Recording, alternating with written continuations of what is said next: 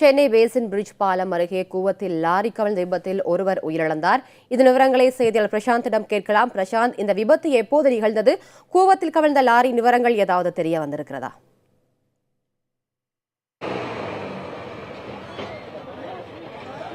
ரத்திகா, அதாவது நம்ம இருக்கக்கூடிய இடமானது சென்னை பேசன் பிரிட்ஜ் பாலம். அதிகாலை 2 மணி அளவுக்கு ஆந்திர பதிவெண் கொண்ட லாரி ஒன்று 12 சக்கர லாரி, அதாவது காங்கிரீட் கலவை செய்யக்கூடிய அந்த லாரியானது அதிகாலை 2 மணி அளவிற்கு கூவம் ஆற்றில் விழுந்திருக்கிறது. தற்போது வரை அதிகாலையிலிருந்து, அதாவது நேற்று 2 மணி அளவிலிருந்தே மீட்பு பணிகள் நடைபெற்று தீயணைப்பு அதிகாரிகள், அதாவது வண்ணாரப்பேட்டை தீயணைப்பு அதிகாரிகள் தற்போது வரை மீட்பு பணிகளை செய்து வருகின்றனர். அதாவது அந்த லாரியானது கூவத்தின் அடியில், அதாவது சேற்றில் நன்றாக மாட்டிக்கொண்டதன் காரணமாக லாரியை மீட்க முடியவில்லை. தற்போது வரை அது மீட்பு பணிகள் நடைபெற்று வருகின்றன. அந்த காட்சிகளை தான் தற்போது ஒளிப்பதிவாளர் சார் நம்மிடம் காட்டிக் கொண்டிருக்கிறார். அதாவது இந்த விபத்தின் காரணமாக பேசன் பிரிட்ஜ் பாலத்தில் போக்குவரத்து அதிகமாக பாதிக்கப்பட்டிருக்கிறது. இதனால் போக்குவரத்தை சீர்சமைப்பதற்காக உதவி ஆணையர் திருவங்கடம் தலைமையில் போக்குவரத்து சீரமைப்பு நடைபெற்று வருகிறது.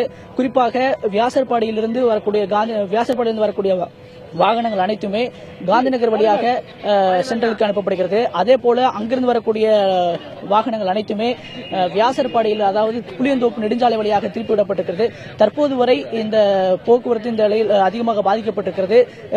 முடிந்த அளவிற்கு, அதாவது தற்போது வரை முடிந்த அளவிற்கு இந்த லாரிகளை மீட்கும் பணியில் தீயணைப்பு அதிகாரிகள் மீட்கப்பட்டு வருகின்றனர்.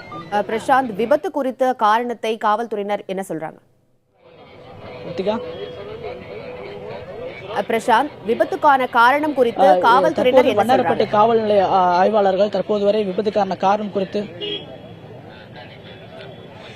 உமா, தற்போது வரை விபத்து குறித்து வண்ணாரப்பேட்டை காவல் நிலைய ஆய்வாளர்கள் அதாவது வழக்கு பதிவு செய்து விசாரணை நடத்தி வருகின்றனர். தற்போது வரை 2 பேர் இதில் பயணித்ததாகவும், அதில் ஒருவர் தற்போது 2 பேர் பயணித்துள்ளதாகவும், அதாவது எதன் காரணமாக இந்த விபத்து நடந்திருக்கு என்பது இதுவரை தெரியவில்லை.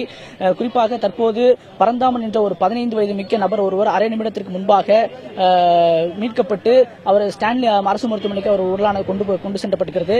இதுவரை இந்த விபத்துக்கான காரணம் குறித்து முழுமையாக தெரியவில்லை. உமா.